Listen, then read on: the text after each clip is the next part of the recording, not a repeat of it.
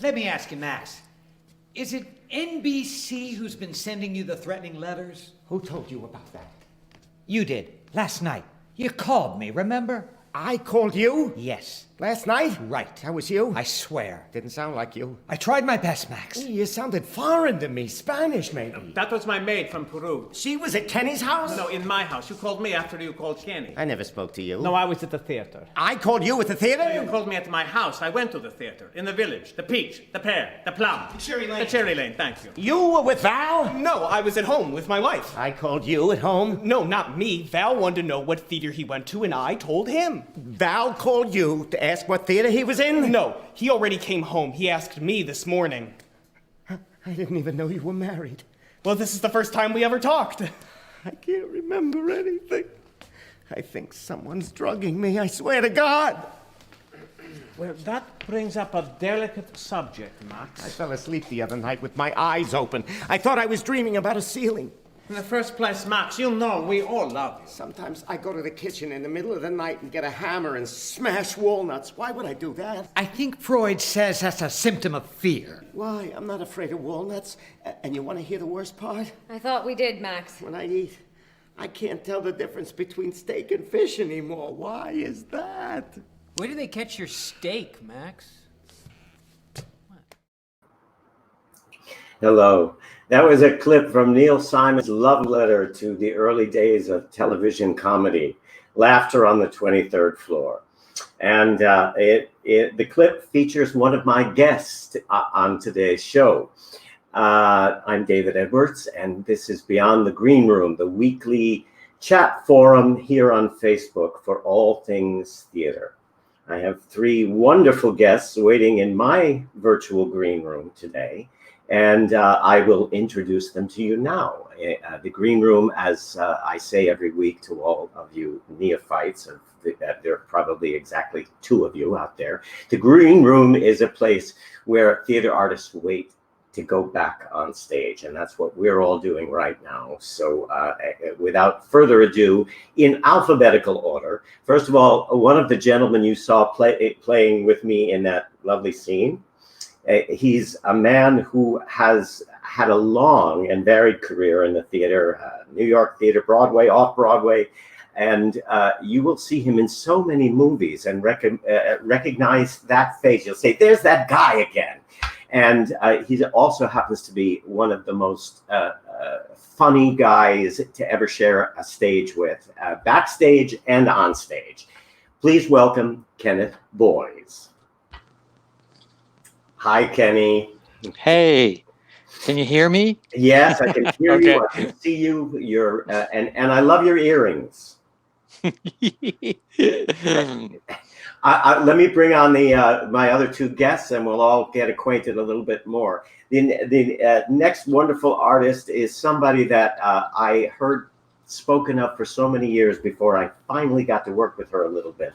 And she's done Broadway and off-Broadway and recordings, and everybody loves this lady. And I think you'll see why. Diane Findlay. Hello, David. I'm so happy to be here. We did a quick switch with Diane and made her change studios. Now we are in your boudoir, which is... That's right, where most people end up. Oh, well, okay. Well, we'll wait to hear more about that. But let's bring in, last but certainly not least, is a lovely lady that I've known for so long. And I adore her. And I'm so glad she's going to be on here. You may have seen her in many Broadway shows, the first of which was with Debbie Reynolds and Irene when she was just a tot.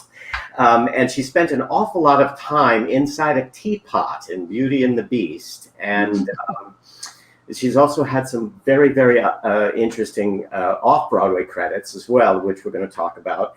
And her voice has graced many a wonderful theater album, for everything from Jerome Kern to Kurt Weill. I was just listening to her last week on a Kurt Weill recording. Please welcome Jeanne Lehman. Hello. Hello. What a lovely introduction. Thank you, David. Well, if I keep talking, nobody else has to talk. So Well, that's okay too. No, I better in fact, shut I up. am too. You I know, love it. what I has now become a habit. This is episode 4 of Beyond the Green Room, and what I did, I thought it was. Well, I put everybody on the spot the first week and asked a question, and now it's become already sort of a format for the future. And there's no right or wrong answer to this. So I'm going to ask each one of you how we met and how we know each other first, because I think the answer may be different for each one of us. I may remember differently. But the easy one, I think, is going to be Jeanne. When did we first meet? How did we first meet? Wasn't it through John Barone? Yeah, of course it was. Yes, I knew that was an easy answer. Yes, Very easy. yes. My first roommate in New York was best friends with your husband, With my Larry husband. French. Yes. And the three of us used to go to auditions together, and of course we all were crazy about you. And so yes, that I knew that would be an easy one. That was easy. It might be a little harder for Diane.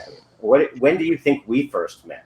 David, I was hoping you wouldn't ask me this question because I have been, I actually spent most of last night awake wondering, is David going to ask me?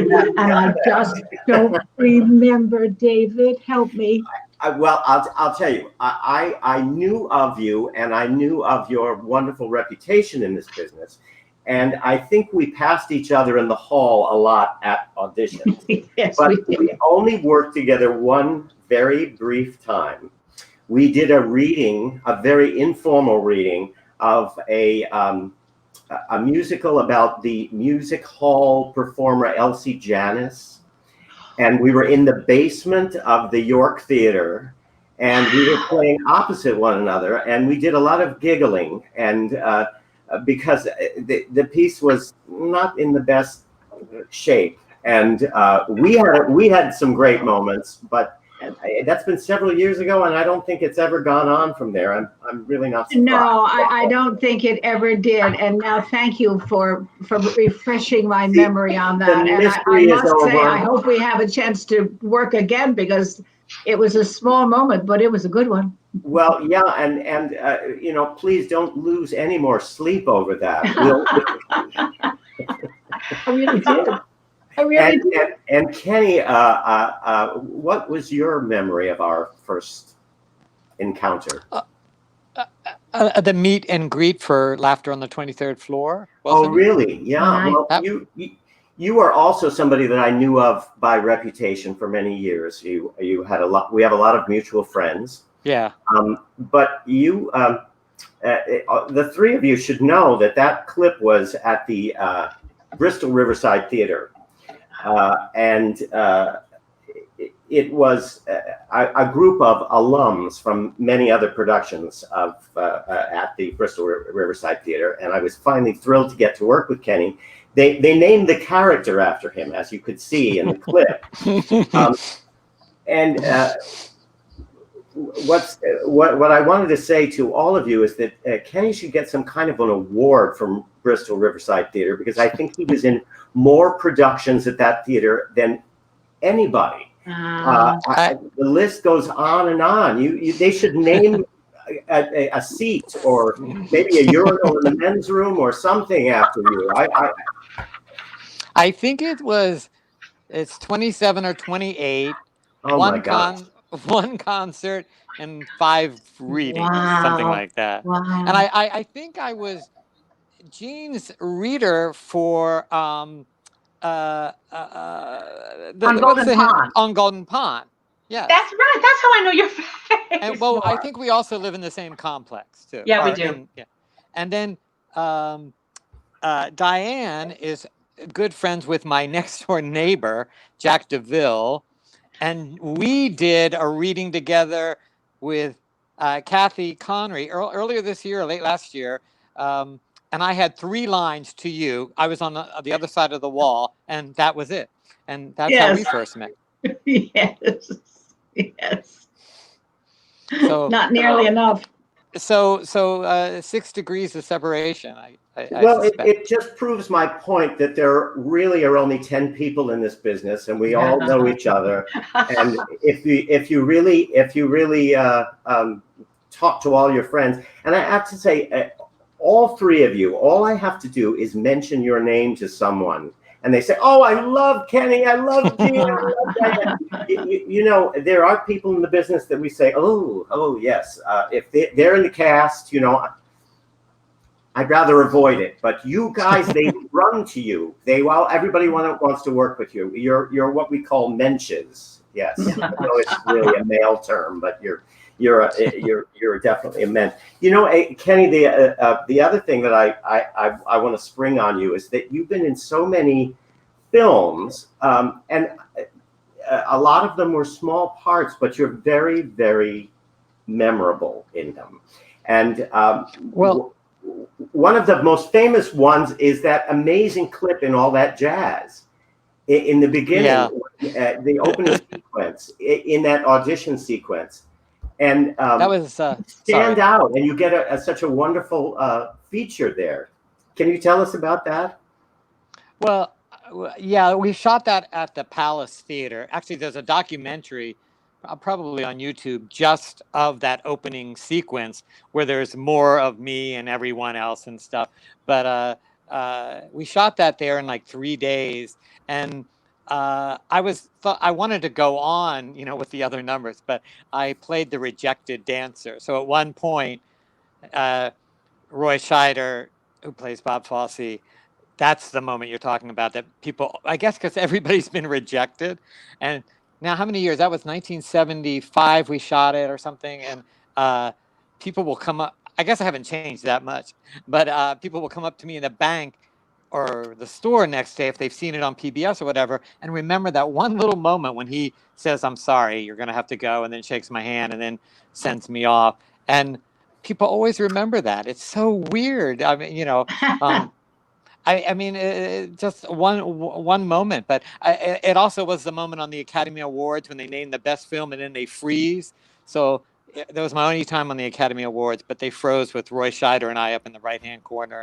And you haven't aged a day since then. The eternally youthful Kenny Boys. I don't know. You know, This year, I feel like it's been a hard year, so I feel like I'm aging pretty fast. So.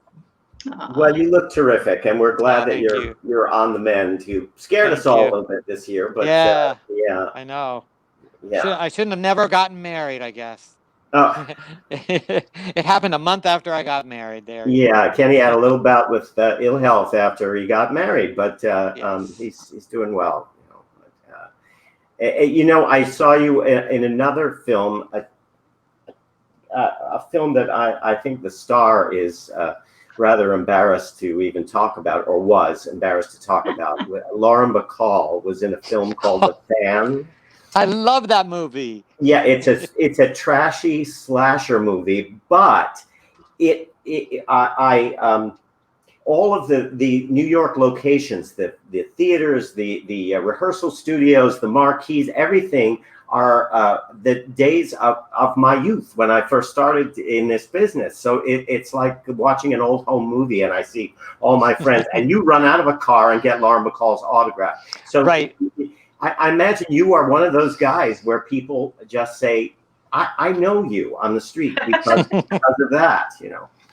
Well, they used to. I was the autograph seeker chasing her down as she gets in the cab. I had really long hair. Somebody just brought this up the other day, and we did like 11 takes, and people told me, "Are you scared of her? You know, she can be difficult. She can be." And I mean, of course, I knew her because I was raised on old movies, and I was a little nervous. In the first take, I tripped over a camera wire and fell into her and almost pushed her into the cab. But she was actually very nice, and she signed each one with her film name, and I used to save them, and I didn't anymore because I'm purging the apartment right now. So Yeah, but you know how much they would be worth on eBay right now? So I know.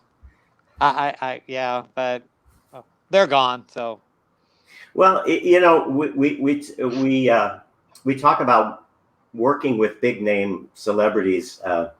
Jeanne, you worked with two great movie stars very early in your career. One was not a movie star yet, but she was the daughter of the movie star, and in Irene. Carrie. Yeah. Well, I still see a photograph of the ladies of the ensemble and the featured ladies, and there was Carrie, and you, and Debbie Reynolds. That's and right. Yeah. How were they to work with together, a woman like that? And Well, I'll tell you, when we first started, Debbie was not so used to the stage yet, a stage role, so you couldn't really see her. She was very scared about it. And it took her a while to come into stardom in that show. And it took having Sir John Gielgud, who was our original director, leave, and he knew it was in the wrong place. He knew that he didn't belong there. And of course, his name now just went out of my head, who came in to take over the director, helped make Debbie the star by moving Janie Sell and Carmen Alvarez away from Debbie and surrounding her with boys. And then she gained her confidence, and then she just became the star. And Carrie was so shy. She was just turning 16 when we came into New York. Oh. And she was so shy that she would stand behind me on stage.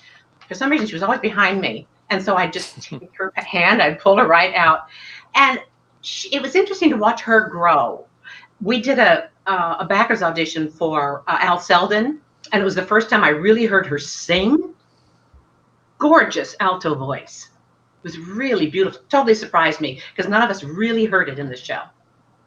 well, that's interesting, because you would think, oh, well, she's there because she's the star's daughter, but she obviously had the chops, and we found did. that out later too. Yeah, she did. You It worked was with really some fun to watch her incredible grow. people on that show. It was Gower Champion who came in. Gower correct? Champion, thank you. His name went out of my head. Yeah. I mean, my Gower. gosh, you couldn't have had two more differential talents than John Gielgud and Gower Champion, and to work with them too must have been a great experience for It you. really was. Poor John didn't know what to do, and he admitted it. He would say, I think it was Peter Gennaro said, now the ensemble comes in this scene, John, and he would say, oh yes, bring them on and move them off. You know, that was his approach, because this was all so new to him. And I heard him. I was sitting it was the Broadway Arts, and I was sitting in a little corner, and he came around a corner, and a friend of his was coming out of the elevator. He didn't see me. He wouldn't have known me if he did. And he said to his friend asked how it was going, and John said, I don't belong here. I don't know how to do this. Oh. He said, but they won't let me out. But they finally did when we got to Toronto to start this show. And it was all, it was great. We all got posters for opening night and of the show. And of course, our names are each on the bottom. Under our names is Sir John Gielgud. Well, that's something for the bragging wall. Yes, absolutely. Yes. Yeah. I mean, I probably spent all of maybe 2 weeks in the company of Alan Ayckbourn, but I love having my name on a poster with Alan Ayckbourn. Yes. And Andrew Lloyd Webber, and so you did, both you and Diane worked with Ms. Channing on Dolly at one time or another. Mhm. And I just heard that Leroy Reams is writing his memoirs finally. It's about time. Well, yeah, and my knees are shaking a little bit because I told him too many stories. Not that mine are any more interesting than his, but who knows what's going to be in this book? He's got so many fabulous stories. I'm hoping to get him on the panel. But he used to almost make me late for an entrance all the time, telling me stories. And I used to ask Alex Clory, who worked with Carol Channing, and she'd say, "No, I'm not going to tell you any stories. Oh, no. All right, just one." And she would go on with one. So, Diane, do you have a Carol Channing story that you could share with us? No, actually, I don't, and I'll tell you why. I'll tell you why I don't. By the time I got into Hello, Dolly, Carol was only there for 2 months, and Ginger Rogers took over it. I do have one about Ginger Rogers. Well, I'd love to hear it, because I actually saw Ginger Rogers in Hello, Dolly. Did you really? Oh dear, it was I back. saw you. Oh, yes. Well, it was back in the days where I don't know how they found out, but that I had had my hairdresser's license. And her head, it was 2 days before her first dress rehearsal for her going on in the role. And someone came to me and said, look, we can't get a hold of her hairdresser. You can't make it from California. Would you do her wig? Well, I was absolutely elated. I said, of course I'll do her wig. So they gave me the head and they gave me the wig, and I went home and I brought it back to the theater so excited. I just couldn't see straight.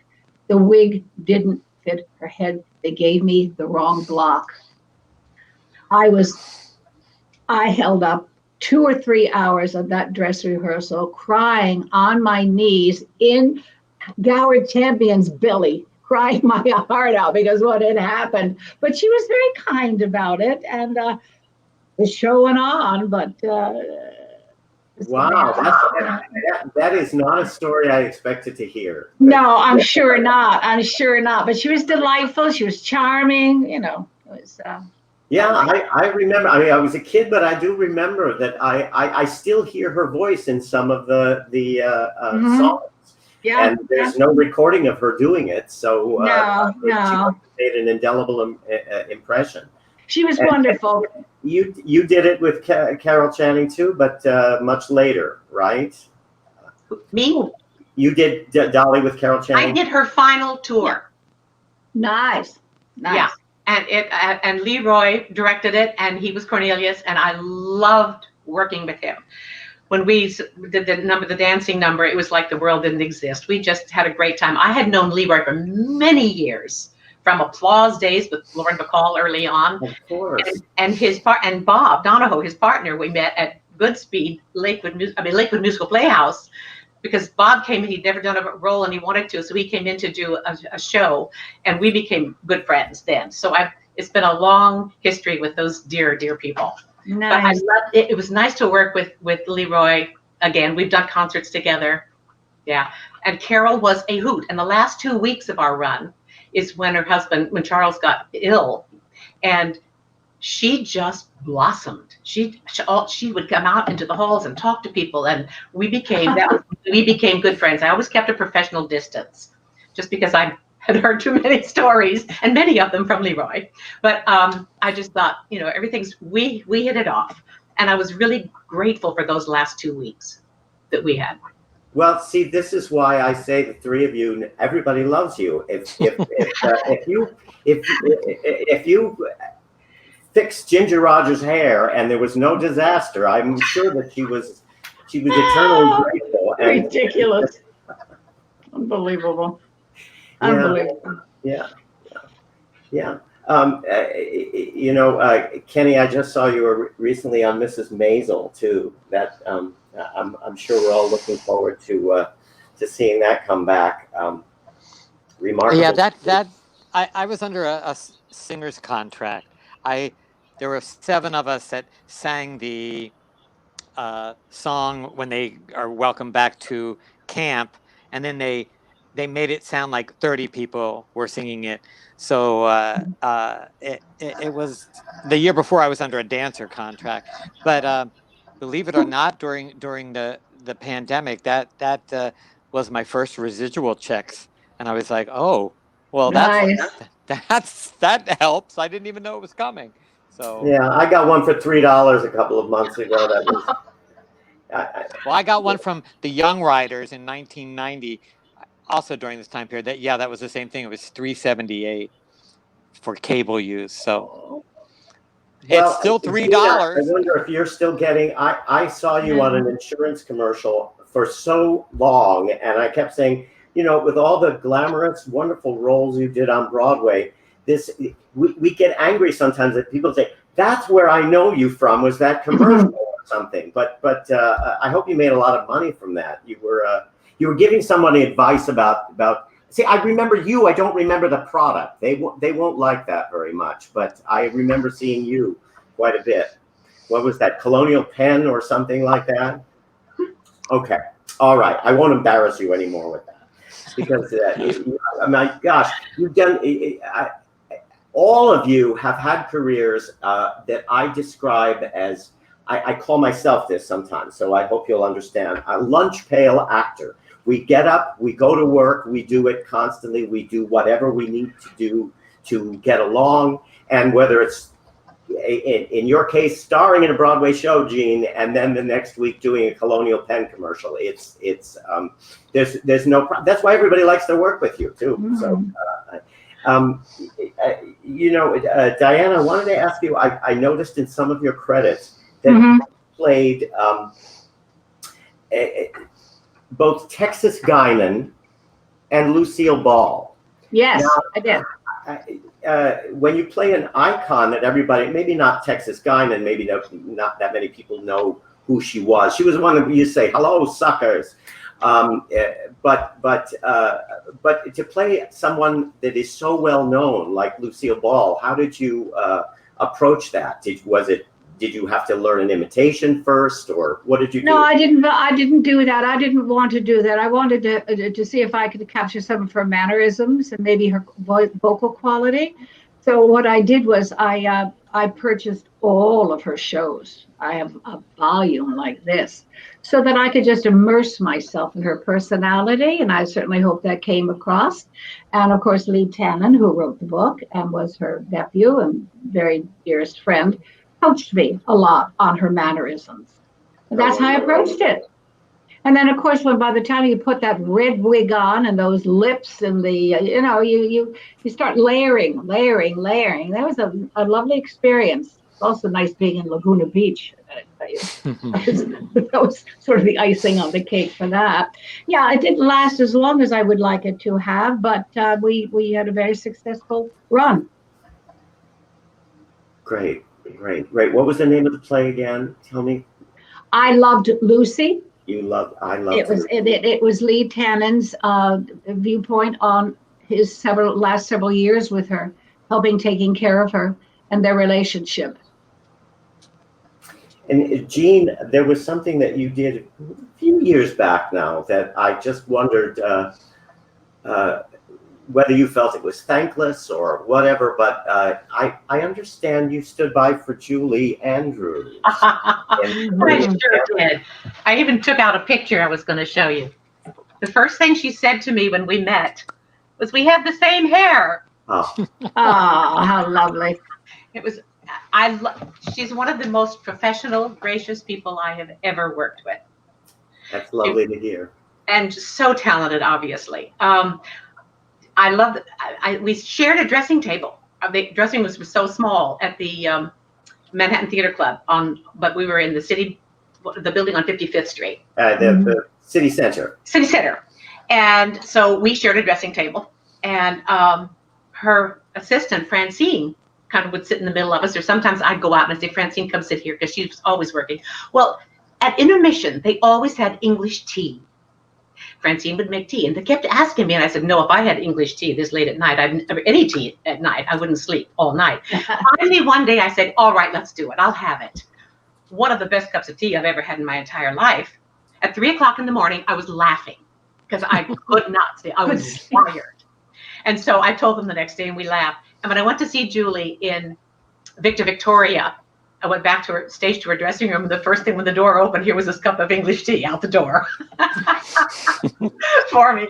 We had the best time, and my favorite times in between shows, sometimes we would have dinner together. We'd order salads and just have them at our dressing table.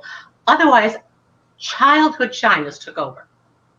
I was so shy. I rarely talked. I just loved her. And I loved being able to sit in on the rehearsals. They allowed me to sit in on the rehearsals between she and Stephen Sondheim. What a lesson that was, to hear how both of them would work and develop the roles and develop the passion and the heart. And the boys in the show would always try to make Julie laugh, but she whatever she responded, it was always in character. I mean, she's truly a professional. I loved working with her. That's so beautiful to hear that. And you were a perfect understudy because you have all those qualities too. Well, thank you. I've played we talked about the roles that we've both done, and I've done all of them, including Mary Poppins. Well, that's what the other thing is, I feel like, we all play a role that it fits us, and we get in that track or whatever, and then you play it several times. You've done so many of our roles over the years, Yes. and sometimes that can be a blessing. And sometimes it's a curse because they say, "Oh, I know what they do. They do that type of part."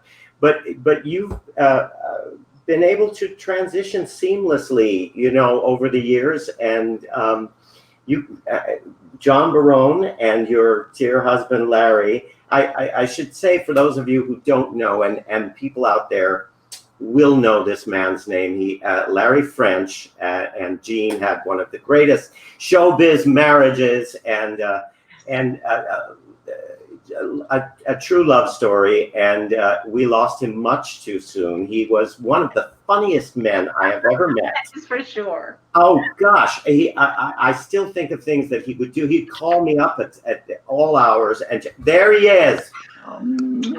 Did you guys know Larry? Yes. And you did. Oh, yes. And yes. a glorious every tenor day. voice, but would say such unconventionally funny things. And I still, I can just hear his voice in my head saying these things sometimes. And we miss him so much. And of course, I met Larry through John Barone, who they're both up there watching this, I hope, right now. John was another wonderful tenor voice that we lost too soon. And I miss them to this day. I don't want to go to the sad spot, but there would be an elephant in the room if we didn't mention wonderful Larry French right now. Yeah. But you all met doing a production of Camelot, correct? When you were... We met in Camelot. That's one of my favorite things to say. We met in Camelot, and we had an enchanted marriage. And yes, there were ups and downs, of course, at times, but our marriage was enchanted. We were inseparable. There's one lady that always still will write on Facebook how she remembers seeing us waltzing down 43rd Street to come home one day, because that's what we would do. We would dance. We were constantly holding hands. I miss, the affection that he was my best friend and my greatest fan. And I treasure the 30 years we had together, and I am so grateful. 30 years. It should Wonderful. have been 30 more, but those 30 years will last us all until we'll never forget Larry. Yeah. Thank you. That's wonderful.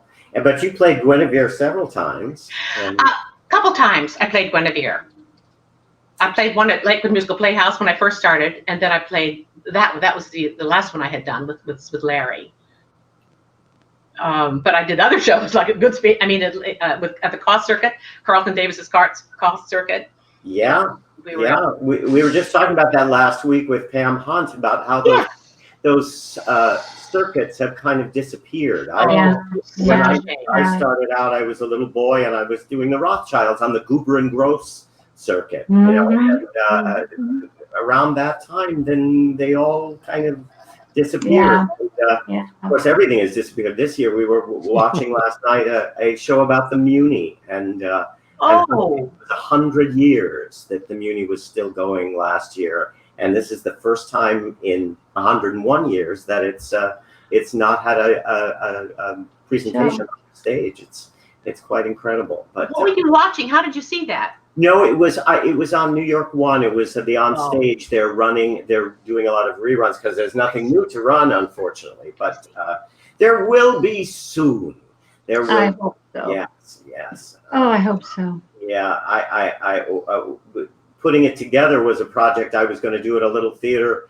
It was one of the three that felt like a house of cards that day in March where everything disappeared. So I was in rehearsal for Sister Act. We were doing it over at Paper Mill, and then we were going to take it to Korea. Oh my! The curtain came down a week into rehearsal. Yeah, I was sad, like all of us have been. We all lost work, and it's been a rough time for all of us.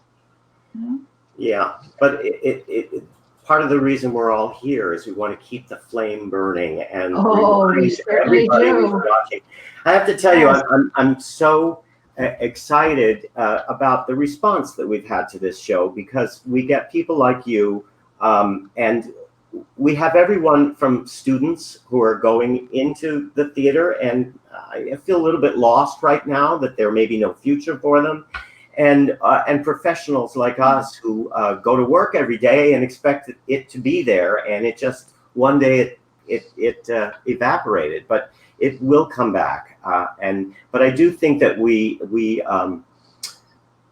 will find it a very different place, and maybe for the better in some ways. We have to think that, because I think we have to remind people that the theater is different than film and TV, and the things that we experience in the theater, we shouldn't try to replicate what they do in film and TV.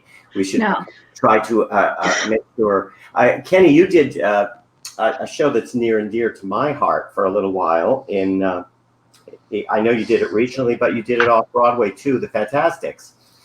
And we weren't in it together. I was in the Sullivan Street production, and you were in the revival. And that's one that always comes to mind as being the essence of live theater. You know, just a piano and a harp and no amplifier. Pardon me. And you know, it was really. I did it with John Davidson and Aaron. He's one of the Backstreet Boys. It was so funny. They were, you know, older and younger and sort of names, and had different people waiting for them after the show. And to hear them talk about the struggles, you know, being young and famous and older and famous is really funny. I was just happy to work and then have a nice apartment and a family to go home to. I was like, Yeah. I did a funny thing happen on the way to the Forum with John Davidson several years back. And, he's a very, very nice man. He is. He is very sweet. Yeah. He used to, well, he lived on 45th Street when he was doing the show, and we would walk home together, and he was just kind.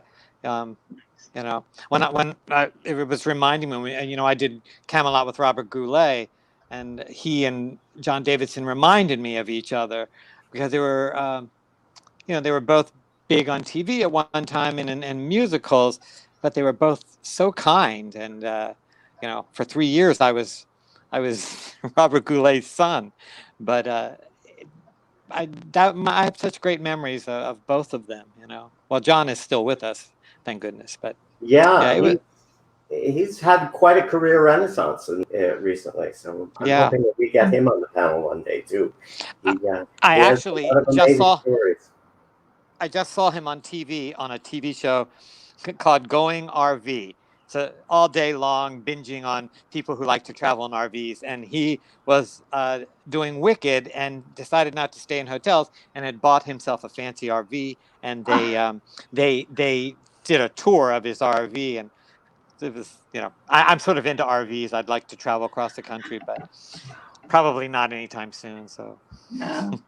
So we've all done roles over and over again that have become perennials for it. I played King Arthur a number of times, and Frederick Egerman, and El Gallo, and God knows Don Quixote. But there are some classic roles that, when you're young, you say, "Oh, I'll do that when I'm older," and you never get to do it. I was wondering if any of you, because now that we've reached a certain point in our careers, are there roles that you wanted to do that you feel like the one that got away? Diane's got her hand went right. Oh, I have two that got away that still break my heart. I never got to do Gypsy, and I never got to do Cabaret, and it still makes me sad. I don't know why that happened. It just happened. But those are two shows I would love to do. Two musicals I would love to do. Yeah, well, you know, you still got the chops to do Gypsy, and I think I think there's an age. I don't like to talk about age. It makes me extremely nervous. But you know, there is an age thing here. You know, unless you're a star, then there's really not too much of an age issue. So I think they may have passed me by, unless we find a barn you know. Well, but Right? you should be able to do cabaret. That I could do. That I could do. And I hope it comes around. It would be, Nice. oh, I'd love it, Jeannie. It would be lovely. Lovely. And I want to tackle delicate balance. Oh. We'd like to tackle that. Yeah. You know, it's just, Well, see, we got to put that out there. So if anybody's listening, I do, please. yes, I've got a roster of people. Some of them casting directors in the next couple of weeks. So maybe if they wonderful. watch the show, you know, they'll know what they're getting into, and we can put our wish list out there. How about you, Jean? What? I would like to have done a MAME, but the years that I would have fit into those slots, I had already been playing. Well, I continued playing a lot of roles longer than I probably should have, but I would like to have done that. But I was singing concerts with Skitch Henderson. I got into this. A door opened with him, and so I was at Carnegie Hall for like 12 years, on and off with him. But then we would travel the world: Japan, Zurich, Oslo, singing all the songs that I've been singing all my career, with full music, with full orchestras, the Andrew Lloyd Webber musicals. I even did phantom music, my own versions of them, because I didn't have all those very, very high notes. I didn't need them. I was dramatic with them, and that's what Skitch loved. And but those years were filled with some of the most amazing adventures that I love. So I don't really regret I didn't get to do it. I've sung the songs, but you know, in a concert. But that would have been the role I would like to have had. You know, Jeannie, there's something about Jerry Herman. Oh, his people, they're so rich. I have been fortunate enough to do every one of his shows 2 or 3, 4 times over, and every one of his characters have a wonderful journey, wonderful music. Absolutely. For me, they're perfect. You know. Could I share my audition story for Jerry? Do you have a minute? Please. Yes, let's hear it. Jerry had seen Leroy and I in a show with Peter Howard at Algonquin. He and Carol came, and that's when I first really met them. All right, fast forward, Beauty and the Beast in LA in '95. Carol and Jerry come backstage, and we all meet. A few days later, I got a call from Jerry saying, I would like you to audition for Mrs. Malloy in Hello, Dolly. And I loved the role, of course, and I'd never done it. Well, yes, I had done it. What am I saying? And I said, okay. He said, no, you won't have to sing. I've heard you sing. I said, okay, but please do the hat shop scene. And that's what I went to do. So I was sitting in his living room. My twin sister was with me at the time. She was visiting. So there he was in Jerry's immaculate house. And a young man was reading with me. And Jerry, but he kept saying, you don't have to sing. I said, okay. Got to the end of the scene. And all of a sudden, out of the corner of my eye, Jerry was like over at this angle. Corner of my eye, I just saw him do this. He just got up. And he never took a eyes off me. He walked over to the piano, and we sang. And he played, and I sang Ribbons Down My Back. And it was one of the most exciting moments. It was not like, okay, what does he want? What does he need? Who am I? None of that nonsense. It was, we just made music.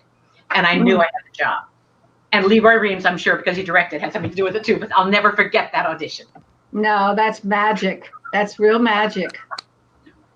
Yeah. Mm-hmm. My career has been magical. I'm trying to write. The reason I have some pictures out is I was going through so many because I want to write our story. The pictures I have, massive amounts. Well, good. It was worth the 90 minutes today just to hear that story. I'm telling you. It was so wonderful. You know, I didn't audition well, so some of the ones that I did have were really spot on. Well, I feel the same way. I feel like if my career was solely about auditioning, I would never have worked. Somebody along the line had to say, and I'll take a chance on this guy. I see something, but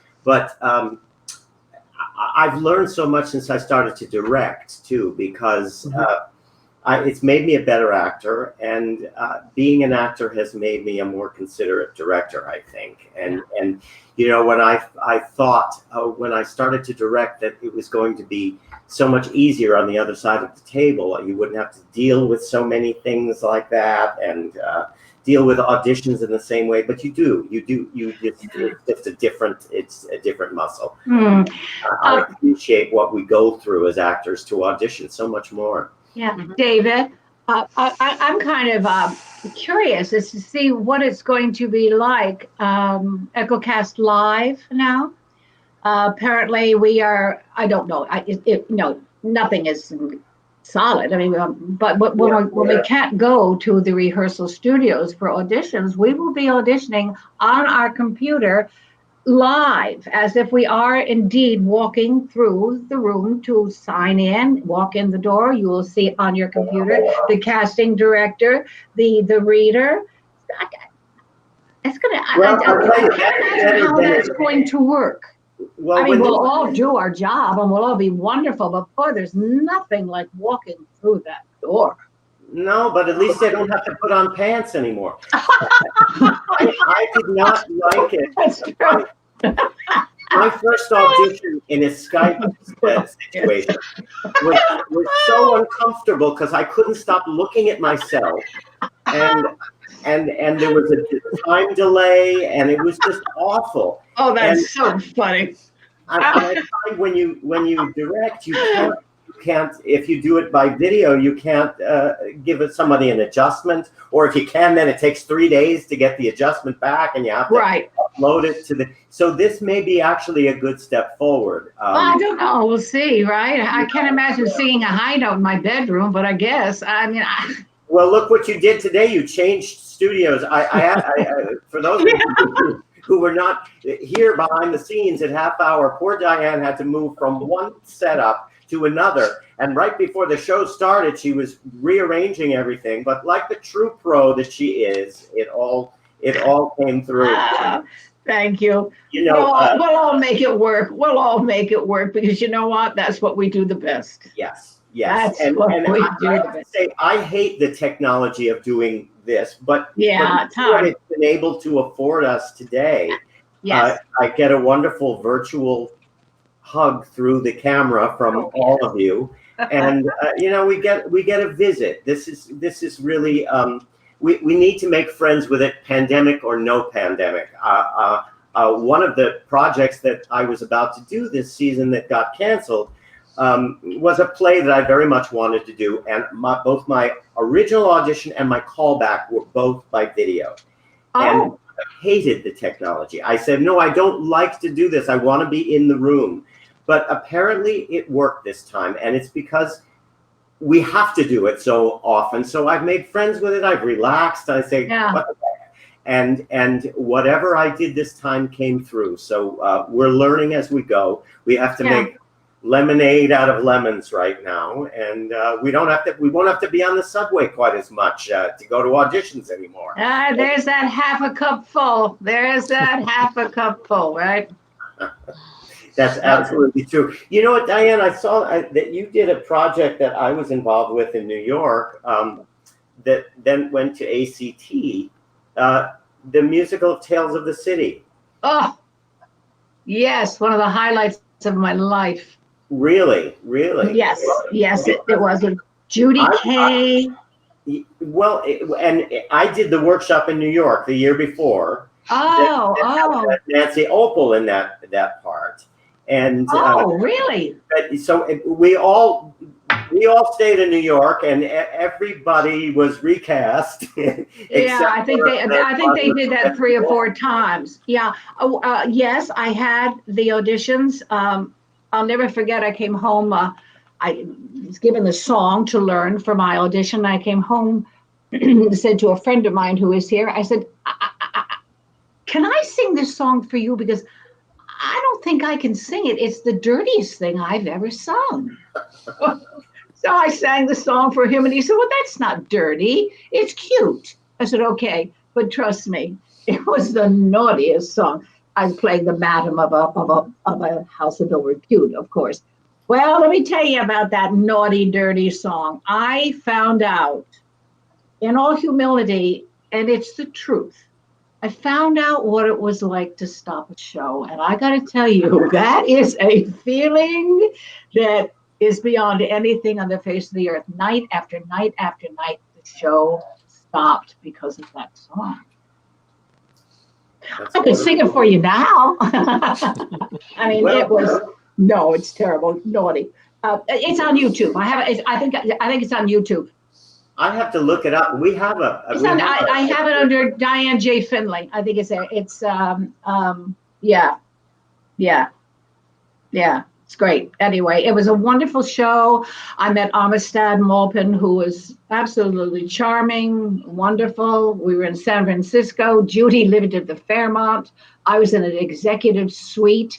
We would take the trolley to and from work every night. We worked on it constantly with Jason Moore, our director.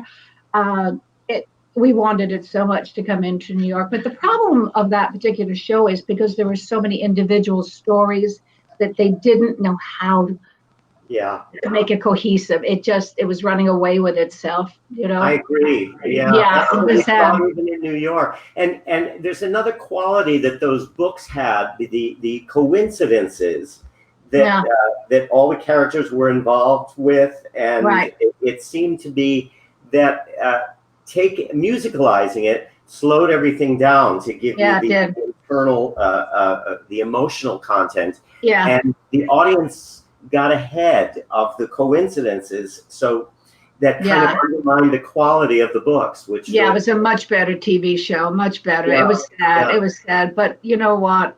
I was a girl who once had a wonderful time. Doesn't matter. That's all we can. That's all we can hope for, right? Yeah, You know, that's the journey the reason why we do it. I mean, it's not for the fame and fortune, although you've all had a little bit of that, and you know, Sure. at times.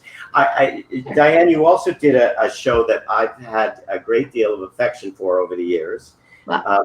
I used to sing the song that everybody loves, "Mama a Rainbow" from Findlay Boys.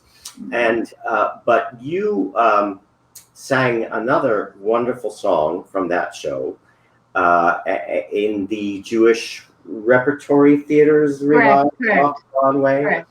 A song called "My Boys." Yes, A beautiful song. We are coming up on our intermission moment here.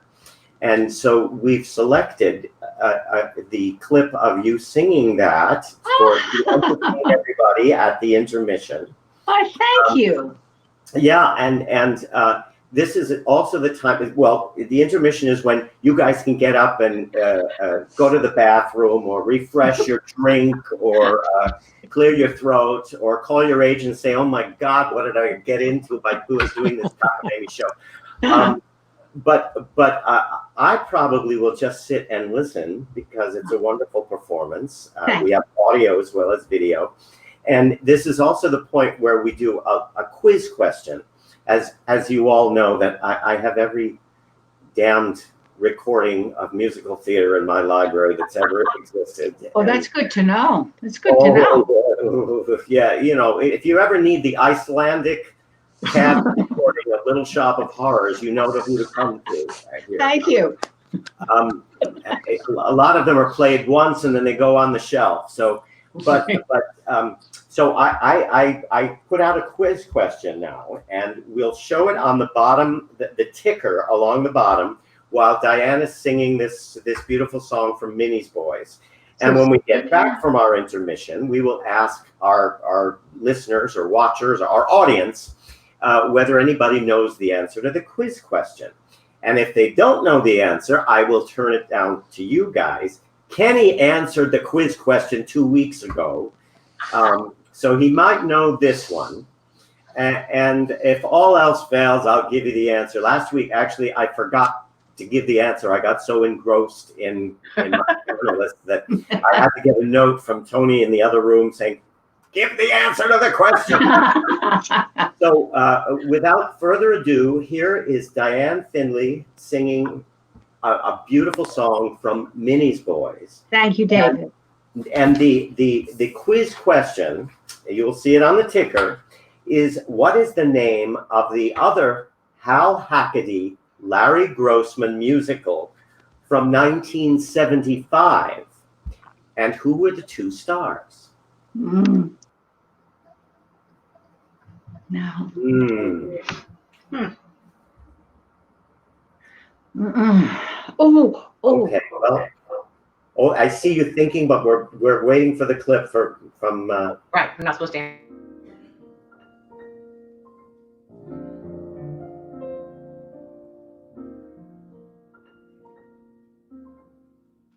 Headaches they give me, what's a little pain? Backaches they give me, what's a little strain? Heartaches they give me, how can I complain?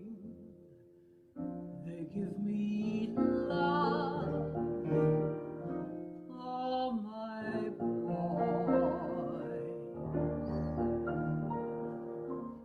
Gray hairs they give me, I'll cover up the gray. Wrinkles they give me, I'd get them anyway. But I can name mothers who envy me and say they give her love, so much love. Oh, my boys, they may be lazy, maybe just a little crazy, maybe a little mad sometimes, but I should add sometimes the times they're good outweigh the bad. Sometimes so happy they make me, I don't really care. So happy they make me just by being there. Happy they make me, fair is only fair. I give them love, oh my love, oh my boys. They make me cry a little, I won't lie, they make me cry a little. But not a day goes by, I laugh so hard I cry. I laugh so hard, I almost die laughing. So funny, my Julie has me on the ground. So funny, my Adolf, and hardly makes a sound.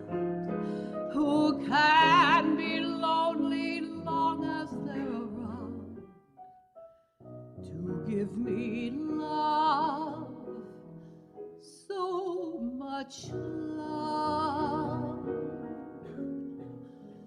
so much love.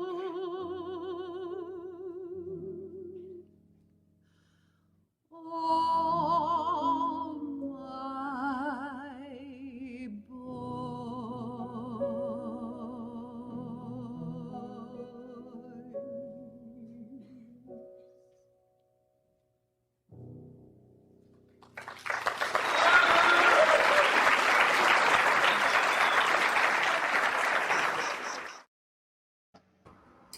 Doesn't get much better than that.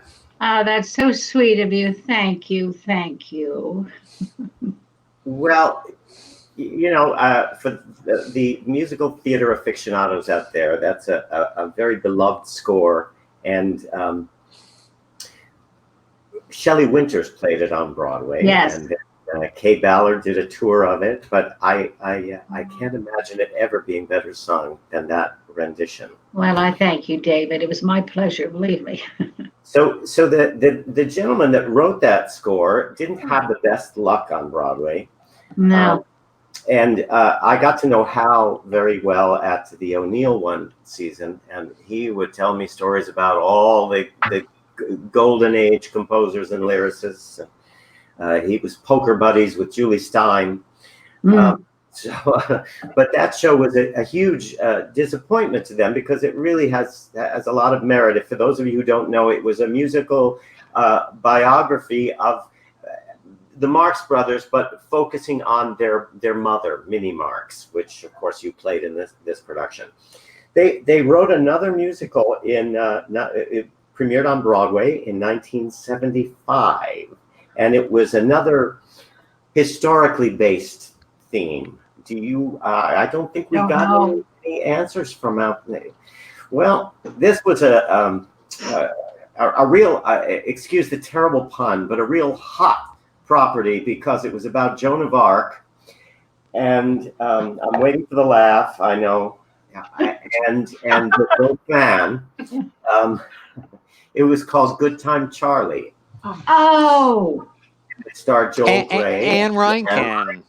Yes, and it didn't. I think it ran even less time than Minnie's Boys, but it also has a gorgeous score. So nobody wins the quiz question this week, and that's all right.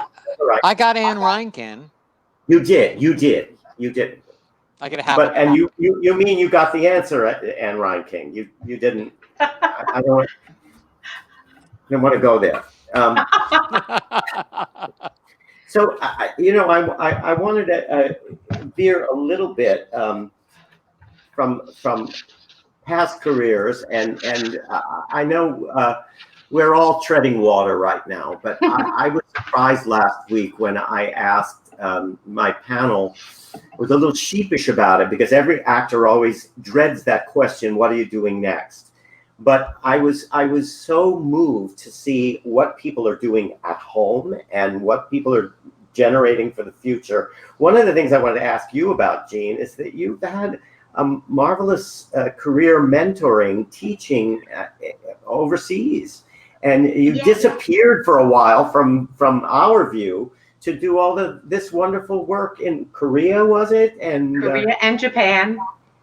And you have fans all over the world as a teacher from those experiences. Can you talk a little bit about that? Yes, Larry and I both had careers going, and Mayork Lee interviewed us to go over to teach the students in Korea. We had 2 dancers and 2 singers. Larry and I were the singers that went over to teach people to train for this particular show that was being written called Magic in the Mirror. And from that was in 1979. And it was not. It was 1989. We got married in 1989.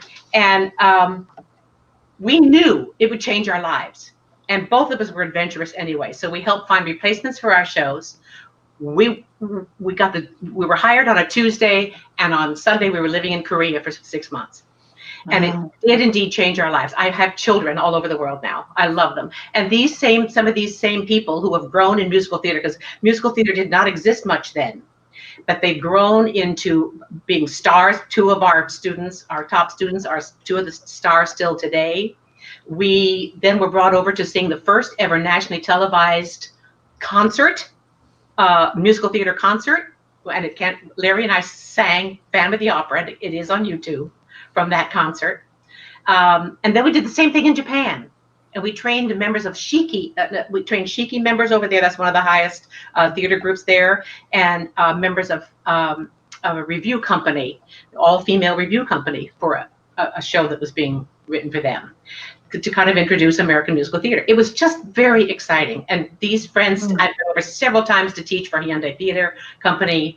I miss it now. I don't know if I'll ever get back the way things are going, but I do have a family there.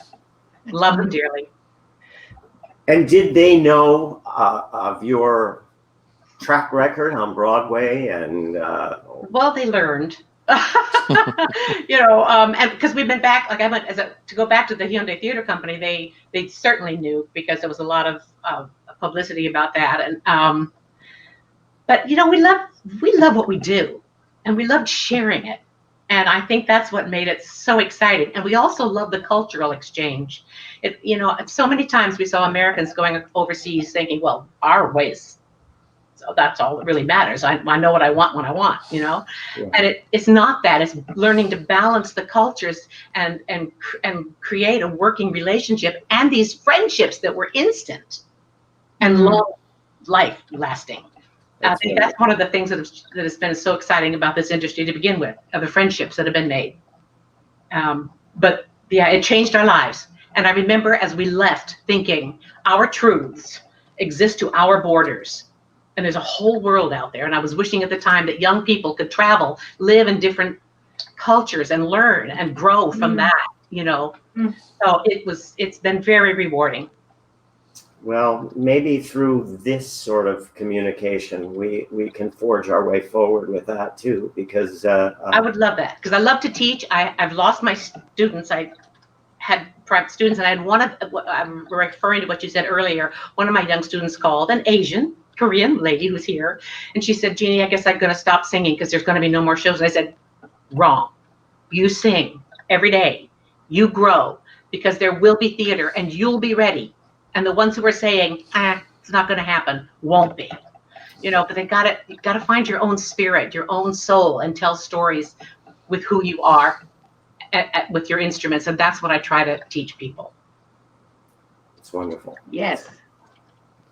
And you know, I was saying a couple of weeks ago to Danny Goggin, you know, you have your picture up at Sardi's. Well, and so do you, Jean. But yeah, I do.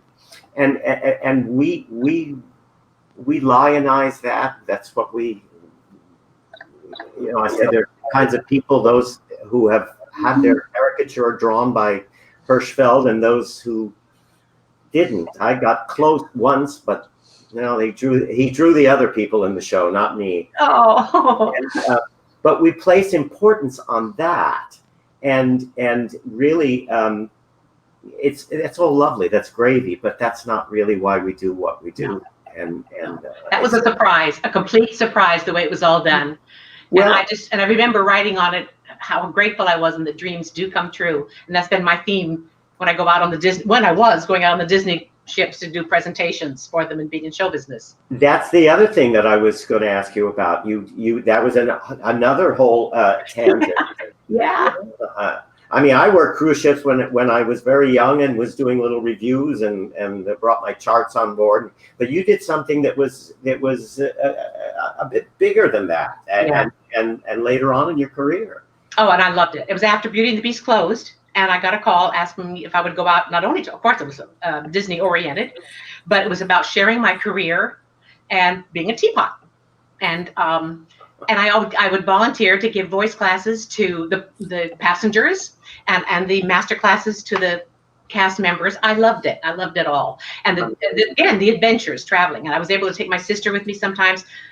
The first time without Larry, we went on 2 of them together. The first time without him was one of the most difficult things I've ever done.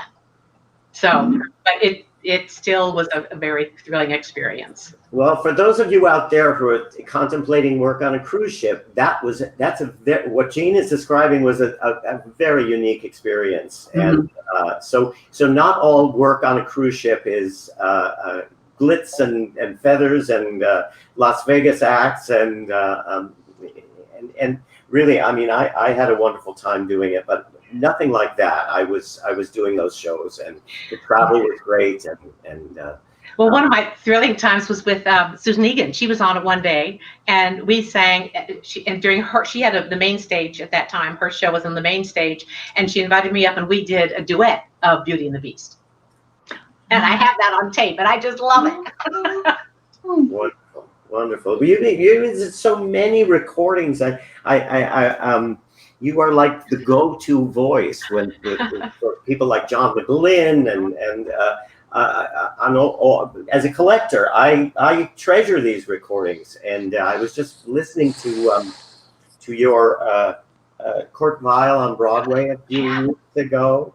These songs were not recorded by anyone else. It must have been a wonderful experience. That's with Thomas Hampson. Yes. Yeah. Yes. Oh, that was the original orchestrations and terrific. Yeah. And I have a favorite one with Rebecca Luker. We did the Frog of Calaveras. No, what's the name of that frog song? It was a Jerome Kern, and I think we did it in one take with the orchestra in the room. We just melded with this song together, and it was so exciting. Wonderful adventures with these albums in Abbey Road.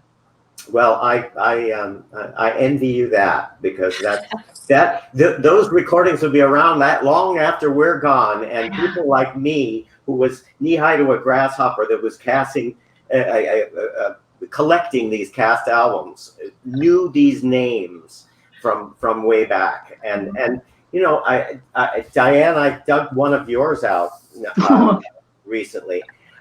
It sounds a lot older than it is, but it's called Broadway Scandals of 1928. That was Texas Guinan.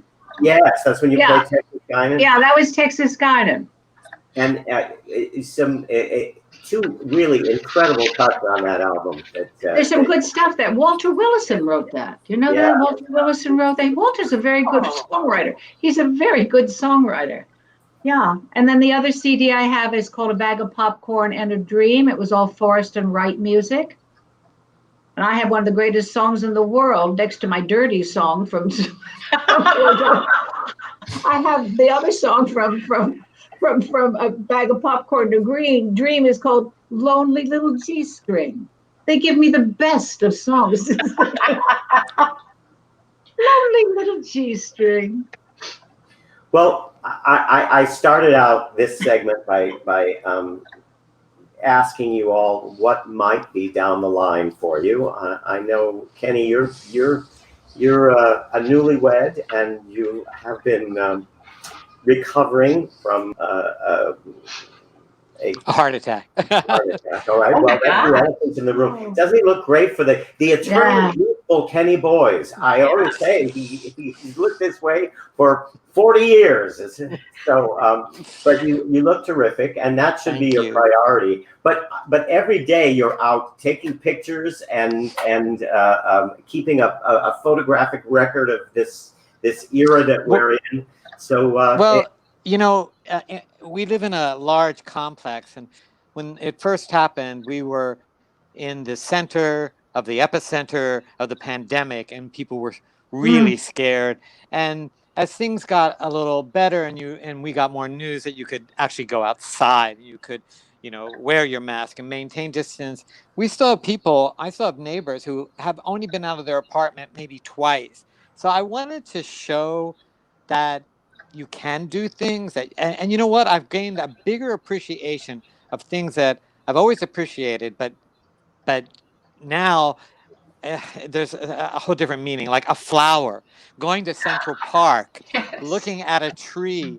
So I also, you know, I got married. I had a heart attack right before the pandemic. I got out of ICU, and then the pandemic hit, and I never got to see a doctor for 4 months. I was sort of stuck at home. And then so my goal now, I'm in cardiac rehab.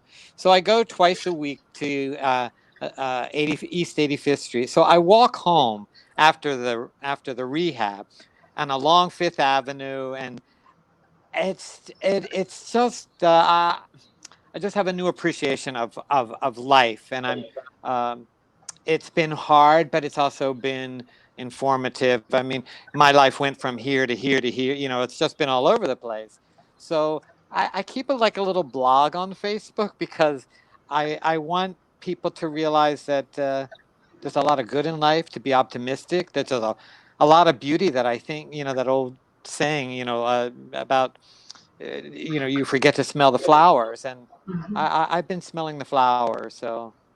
You know, but I actually, in this time period too, did I had a contract, a media contract for a play called Ordained, with a W-9 and a paycheck.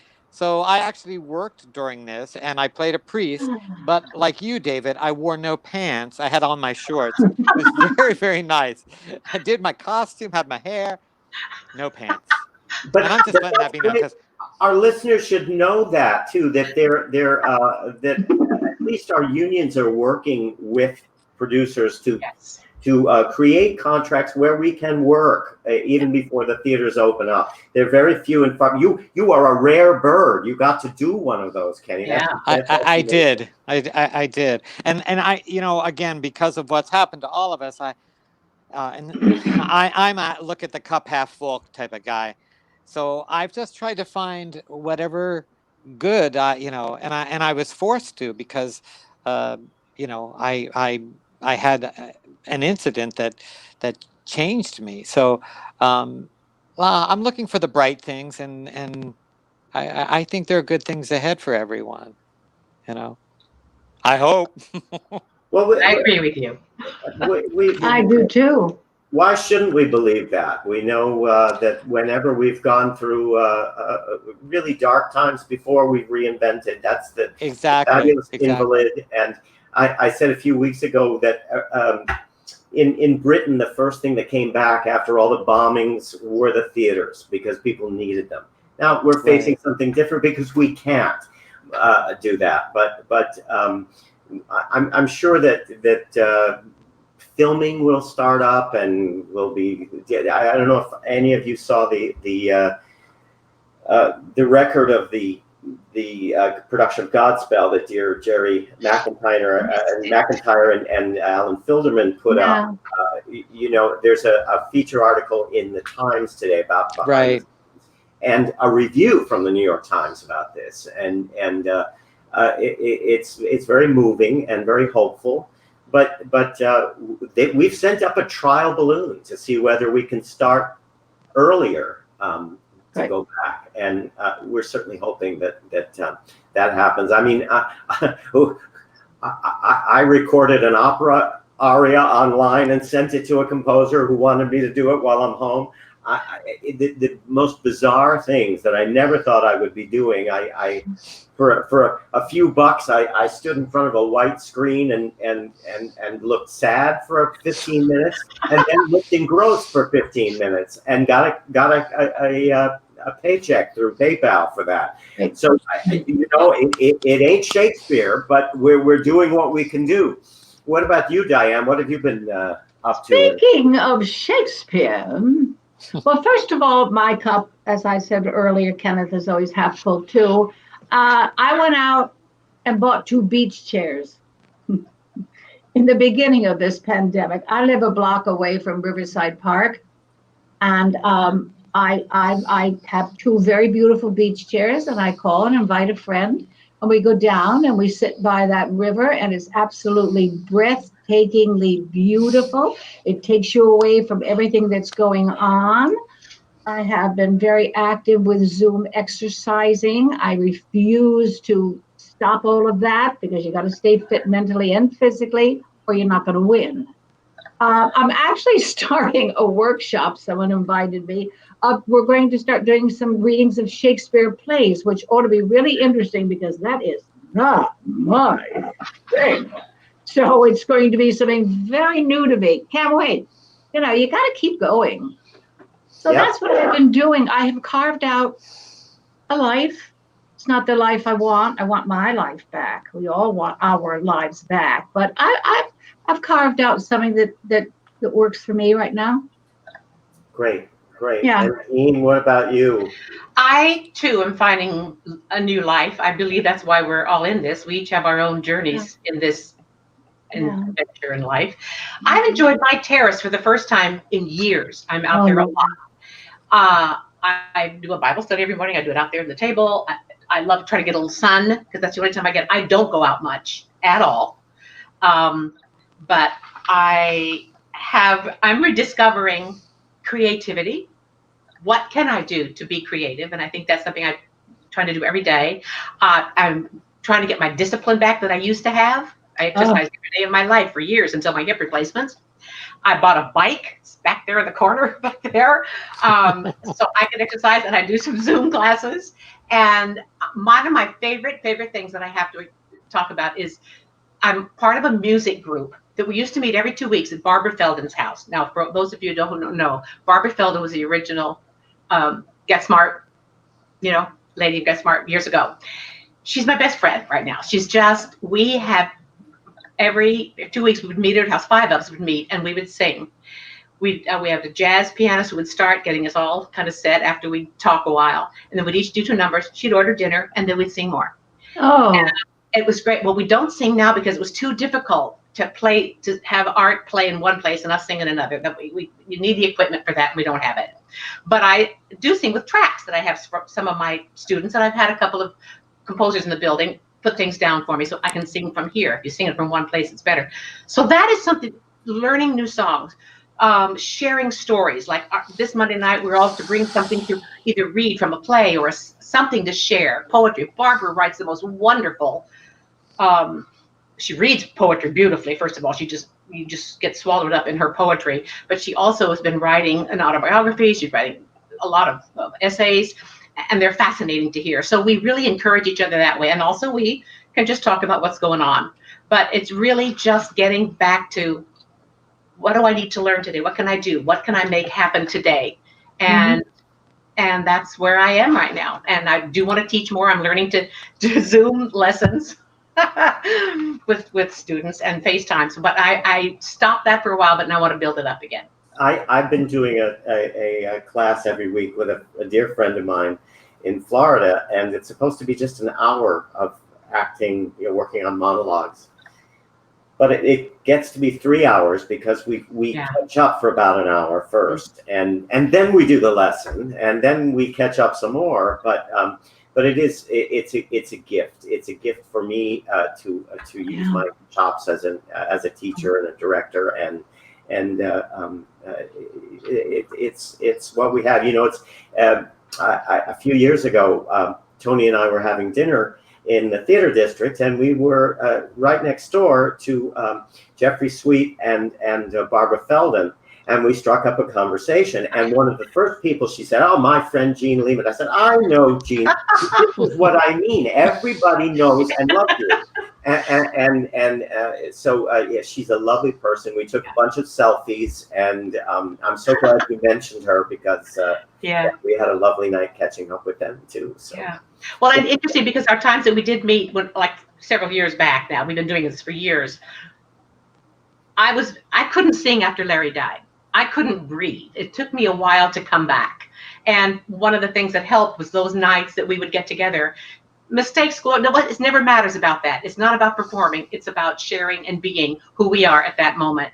So it really got me back on track and got me singing again. And it's those nights I cherish. It's wonderful. And we're going to listen to a little bit of your singing on our playhouse today. A very a favorite track of mine that is in of your performing. I'll tell you what it is in just a second, but I wanted to first of all thank all three of you for joining me today for this virtual brunch time chat. It always cheers me up to see my friends and to see that you're all still out there. Diane, I really appreciate you inviting us into your bedroom this afternoon. And so maybe you should sing a few more dirty songs, and there's work out there. I might have a whole new career. Yes, and we have some wonderful guests scheduled for next week. We're going to mix it up a little bit and have two power couples on next week, who will be joining us in pairs. John Liz and Sean McKnight will be joining us from their country home, and Sal Viviano and Liz Larson will be joining us from their Upper West Side home. And we've all known each other for many years and worked together. I have to tell you, Diane, that you and I actually played the same role once. Which one? I know it's hard to believe. But you were in the movie of the producers playing the little old lady, and when I did it on stage, everybody had to play a little old lady. So it's just not something you hear every day, that I would have played the same role as Diane Findlay. No, but I bet you were sensational. Well, I was one of those people that had to run off for a quick costume change, so I didn't have to do too much of the number, and I was very grateful for that. I bet. Yeah. I came out, did a few things with the walker, and got the hell off and changed into my other costume. That is very funny, David. Yes, but no, gosh, it was not my favorite thing to do. I used to, Kenny, unlike you, where you embraced that wonderful audition scene for Bob Fosse, I used to run away from dance calls. I used to find any excuse not to go to an audition because I thought they make me dance. And who ends up in a Susan Stroman show? So that was my cross to bear, but it was a great experience. Anyway, I just had to throw that in.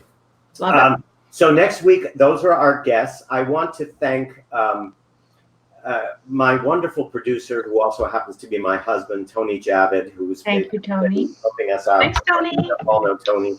And Scott Barberino, who was the producer of Piano Bar Live, who has helped launch this program. And it's also a wonderful program that you can see on this forum, not on my page, but on their own page, Piano Bar Live, on Tuesday nights. It's a wonderful cabaret forum where people are finding a new way to do piano bar and cabaret in this atmosphere. It's remarkable what they do. So you might want to tune in on that on Tuesday nights at 7:15. And of course, we'll be here for as long as it takes to get us all back working every Sunday at 1 p.m. on David Edwards Musical Theater Archives. And I'll repost this on my personal page. Maybe you would all like to do that. After that you can feel free to do it.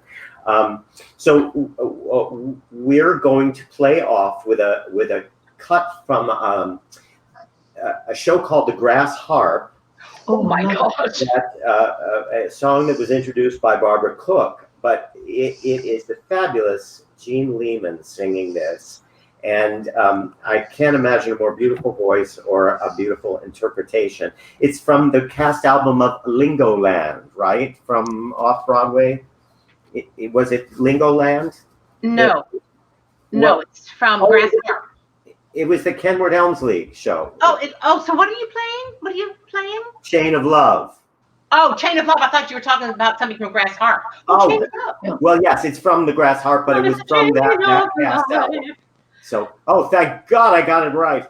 All right, so we're going to play off with this beautiful cut from Lingoland, originally from the Grass Harp, with Jeanne Lehman singing Chain of Love. I can't think of a more beautiful outro than that.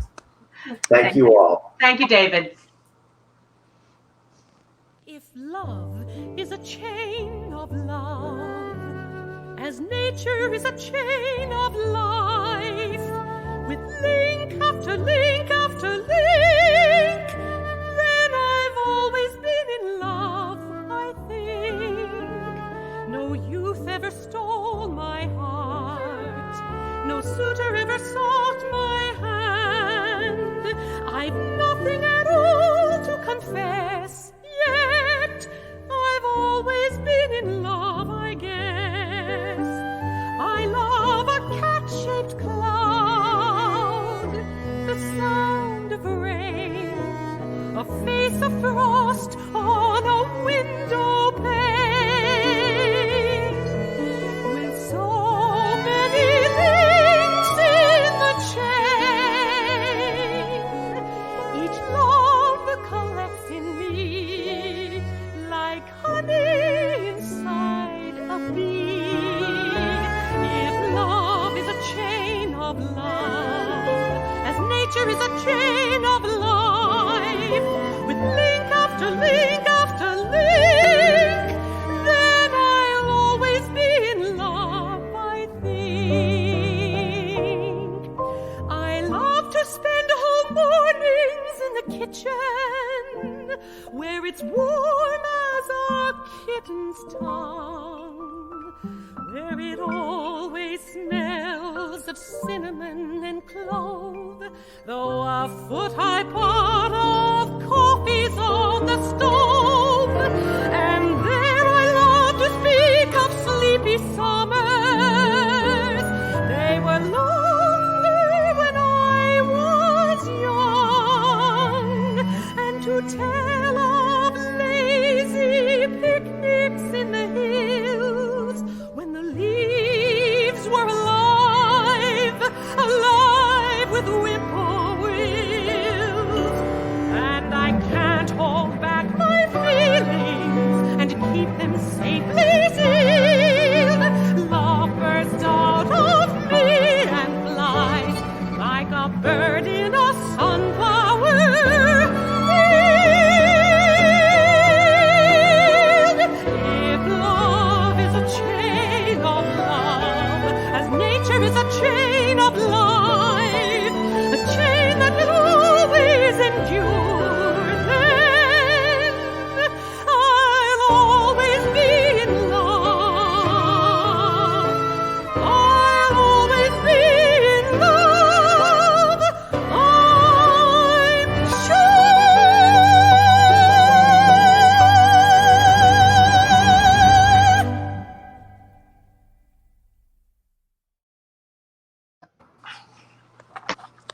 Wow, I haven't heard that in a Absolutely while. beautiful. Oh,